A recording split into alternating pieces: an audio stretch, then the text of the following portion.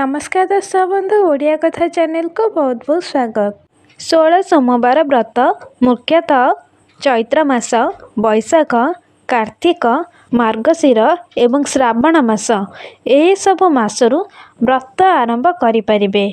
किंतु शास्त्र अनुसार श्रावण मासरे 16 सोमवार व्रत आरंभ कले यह शुभ होता है, कारण श्रावण मासटी महादेवंकर प्रिय मास। श्रावण मासरे महादेवंकर स्वतंत्र पूजा अर्चना होता है। तेणु श्रावण मासरे 16 सोमवार व्रत आरंभ कले शुभ फल मिले। 16 सोमवार अर्थात 16टी सोमवार रे व्रत करें। यह 4 मास समय लगी थाए। यही व्रत उभय पुरुष नारी किंबा विवाहिता एवं अविवाहिता पुरुष नारी माने करि पारिबे।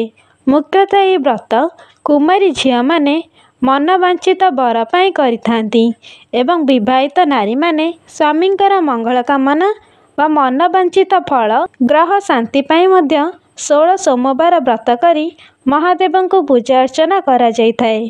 16 सोमवार व्रत करुथिले प्रथमे कौनसी व्रत आरंभ करिबा आगरु पूर्व दिन एक बार करा जाय। तेणु पूर्व दिन अर्थात रविवार दिन एक बार करी अरुआन्न खाइबे।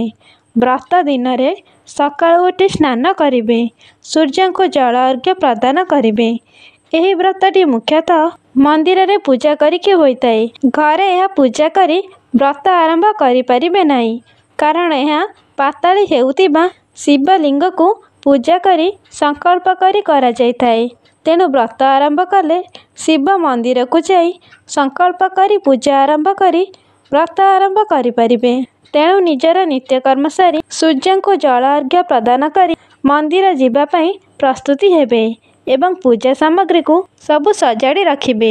प्रथमे महादेवंकर प्रिय बेलपत्र को आनिबे।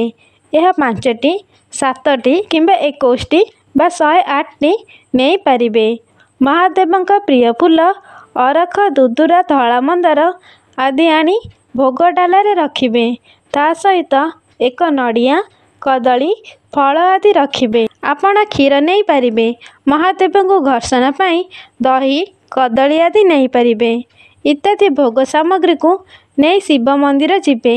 मंदिर नना को भोग सामग्री देई नाम गोत्र कही संकल्प करिबे एवं पूजा करि सारी घर को आसिबे।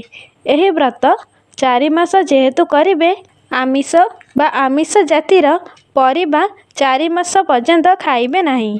प्रतिदिन फल बा पणा अरुआ अन्न खाइकी रही परिबे। मिछ क्रोध आदि करिबे नहीं। महादेव का नाम जप करिबे।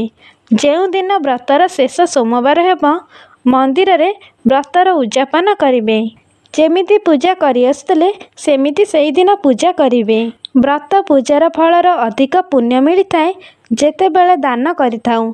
आपण चाहिए किछि पैसा बा अन्न आदि बांटिबा शुभ होता है। आशा करी ये वीडियोटी आपण मानक भल लगी। वीडियो रे लाइक, कमेंट, शेयर कर दिंतु एवं सब्सक्राइब करने भूलु नहीं। नमस्कार।